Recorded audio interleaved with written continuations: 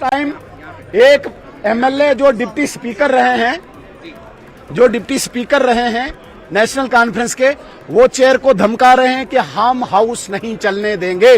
This is for the first time in the history of Jammu Kashmir assembly जब ये कहा गया ट्रेजरी बेंचेस की तरफ से और फॉर्मर डिप्टी स्पीकर ने कि हम असेंबली नहीं चलने देंगे। क्यों नहीं चलने देंगे? आपकी बॉडी लैंग्वेज खुश है, बाहर जाके आप सैंडविच और कॉफी पी रहे हैं, हंस रहे हैं, गले मिल रहे हैं आपस में।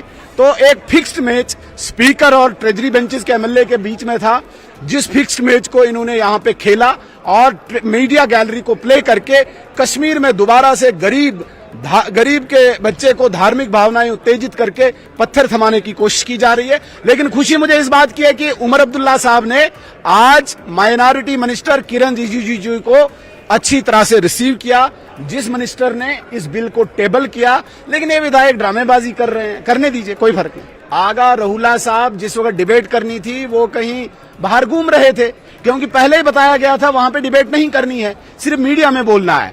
पार्लियामेंट नियम से चलता है, हर पार्टी का टाइम फिक्स होता है। 3 मेंबर पार्लियामेंट तो हैं इनके, दिया गया होगा 2, 4, 5, 7 मिनट। उस 2, 4, 5, 7 मिनट में आगा रहुल्ला साहब घूमने गए और अंदर आके बाहर आके बोलते हैं कि भाई मुझे टाइम नहीं दिया।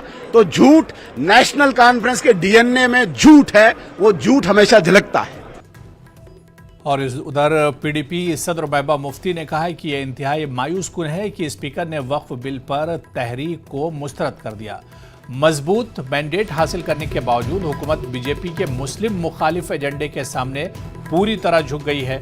दोनों फरीकों को खुश करने की मजमूम कोशिश कर रही है। नेशनल कॉन्फ्रेंस तमिलनाडु की हुकूमत से सीख सकती है। जम्मू कश्मीर वाहिद मुस्लिम अक्सरियती खित्ता है।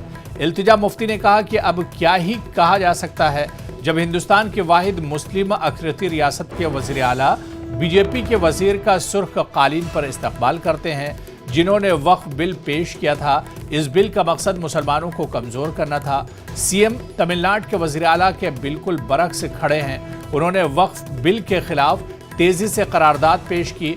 वहीद पर्रा ने कहा कि लोकसभा में वक्फ बिल के बारे में न सिर्फ हमारे अरकान पार्लियामेंट का रद्दमल इंतहाई कम और नागवार था, बल्कि जम्मू कश्मीर के लोगों को अपने तहफ़्फ़ुज़ात का इजहार करने के लिए सबसे बुनियादी जमहूरी जगह से भी महरूम कर दिया गया।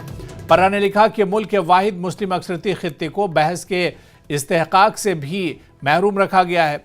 उन्होंने सवाल किया कि ऐसा क्यों किया गया? ये मुस्लिम मैंडेट के साथ धोखाधड़ी से कम नहीं है।